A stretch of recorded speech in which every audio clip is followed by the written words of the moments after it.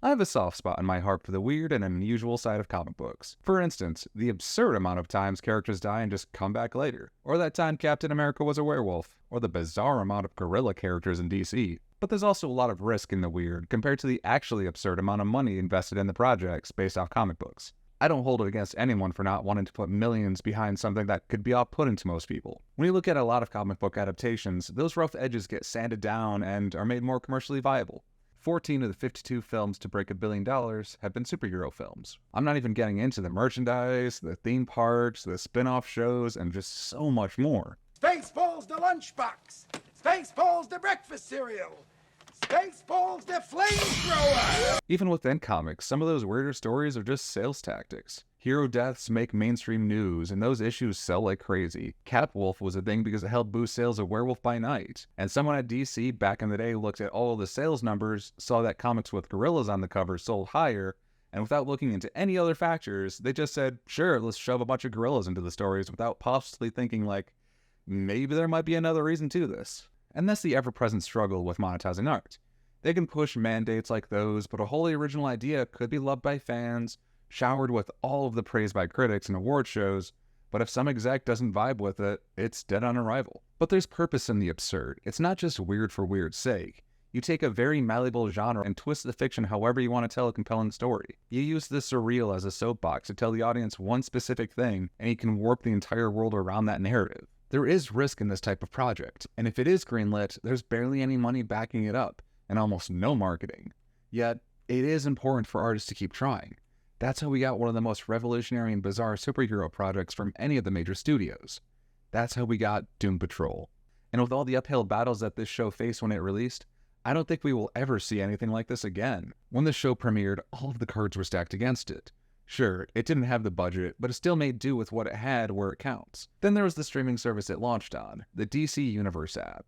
Not Warner Brothers' other streaming service at the time, HBO Now, later called HBO Max, now just Max. The streaming service was fantastic for comic book fans, because it also let us read all the backlog of comics, try new series, and read older issues that would be financially impossible to read otherwise. It was a great way to rewatch all the animated series, classic films, and they even revived Young Justice for a third season on the app. But as far as original content goes, well, there was Titans.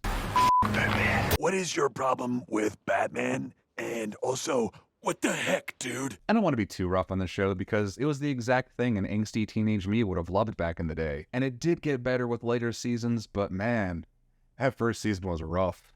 Yet, its one saving grace was the backdoor pilot for Doom Patrol. There wasn't anything too substantial with the episode. It gave a nod to the comic book backstory for the show's Beast Boy when he brought the Titans to Doom Manor. But we did get a taste of Doom Patrol's greatest quality, the perfect casting for each role. The powerhouse of each performance comes from the very real qualities that the actor also shares with their character. April Bowlby as Rita Farr, aka Elastigirl, the Hollywood Golden Age actress played by an extremely talented actress herself, who, to put it in the nicest way possible, was up until that point only really playing the role of that one friend from that one show. Matt Bomer as Larry Traynor, aka Negative Man, an Air Force test pilot who was also a closeted gay man portrayed by an actor who had a rocket strapped to his career with White Collar, In Time, and Magic Mike, but would lose out on a lot of roles after he thanked his husband and kids at an award ceremony. And Brendan Fraser as Cliff Steele, aka Robot Man, a former NASCAR driver who had it all in the 90s, but lost it all and now just wants to reconnect with his kid. Fraser's life is well documented, and I recommend looking it up if you aren't aware, but the greatest legacy that Doom Patrol will have is bringing back an iconic talent who would later go on to win the Academy Award for Best Actor with his performance in The Whale. The backdoor pilot gained enough support to launch the series proper on February 15th, 2019. Unfortunately, another television series starring a misfit team of reluctant superheroes premiered on the exact same day on a much larger streaming service, Netflix's The Umbrella Academy. The shows are different enough, not unlike the comparisons between Doom Patrol and the X-Men, but that kinda goes away when you look at it a little bit deeper. One focuses on family trauma, where the other on trauma from everywhere else. One is a lot darker in themes, and the other is literally brighter in shot composition.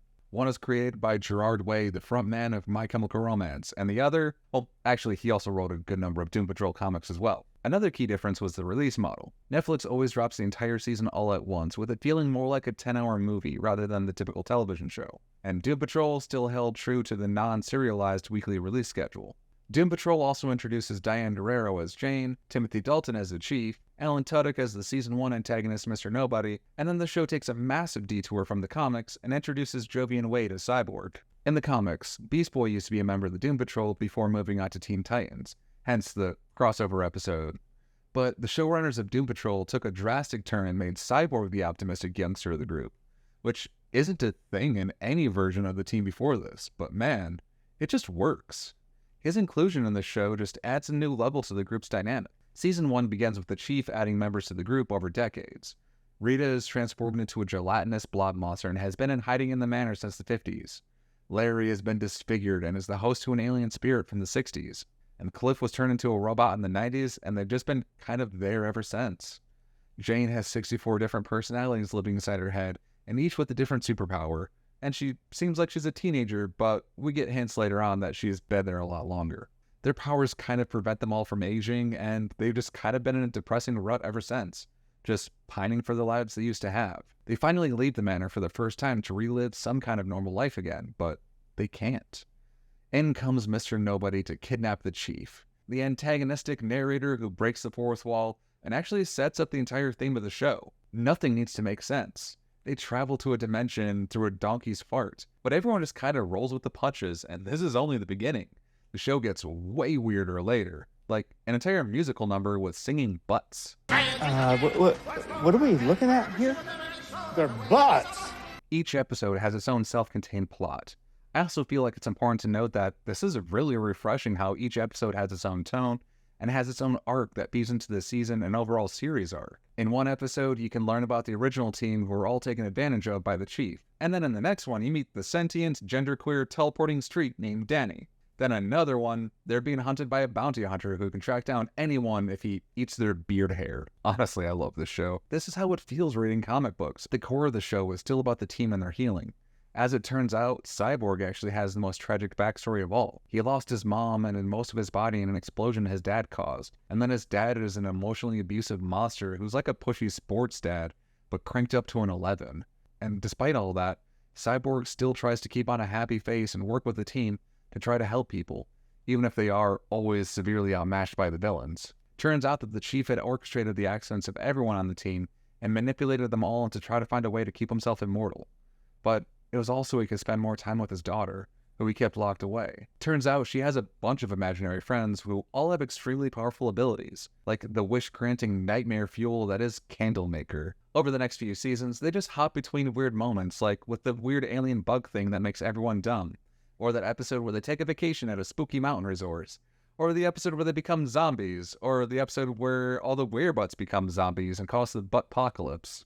There's also the Sex Ghost episode, but I don't think I can show that on YouTube. Which brings us to where the show is currently at. Everyone has slowly been coming to terms with who they really are. They can now control their abilities and use them for good. And Season 4 Part 1 finishes with the introduction of the Scissormen, villains from the comics who get rid of things from existence. Kind of a subtle jab at the overly prudish comic book editors, and oh my god, I'm realizing that that's kind of foreshadowing right now. The show gave emotional journeys for each of its characters. It was funny and never stopped being sincere. It wore its comic book lineage on its sleeves, and it never belittled the fans for enjoying the silly. Its acting, its direction, its writing, its editing, its cinematography, all of it is outstanding. Season 1 has a 96% on Rotten Tomatoes. Season 2, 97%. And both Season 3 and Season 4 sit at a whopping 100%. And this is it for the show. We know that both Doom Patrol and Titans are ending with their fourth season as part of the DC Universe rework. The finale of Titans finally brought Beast Boy back to the Doom Patrol, and he finally got to meet Cyborg after all of these years. In case you didn't know, the two were supposed to be best bros in every other iteration, and it always felt odd and a missed opportunity to not bring them together sooner. And the rest of the finale was a great send-off. Everyone kind of drops their angsty exterior, and now they're much closer to the characters that we all know and love from the comics. Part 1 of Season 4 was released in December 2022. And that's it. From what I've gathered, everything is completely shot and wrapped production in August 2022, yet as of this video, there still isn't a confirmed date for the other half of the final season. And that's unsettling. I know streaming services have been following this weird trend this year of canceling TV shows out of nowhere, either just after it started picking up steam like Inside Job, or even just after it has one lukewarm opening weekend, like with Grease: Rise of the Pink Ladies. This year alone, we've seen cancellations of Star Trek Prodigy, The Winchesters, Snowpiercer, Young Rock, Reboot, and those are just the shows that I like. There's just so much more.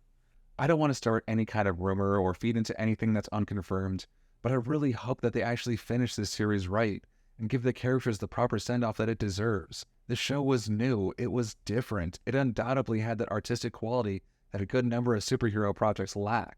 The creators deserve better, the talent in front of and behind the camera deserve better, and the fans deserve better. With today's television model and the ridiculous amount of money behind each project, and the total reliance on what the algorithm says is good and what isn't, I just don't think we'll ever see a show so ambitious on such a level for a good while. Or at least until the suits realize that what it takes to make a good show that people actually want to watch is to have good artists make it. I mean, me personally, I have no problem going back to physical media if it means I can actually watch the stuff I like.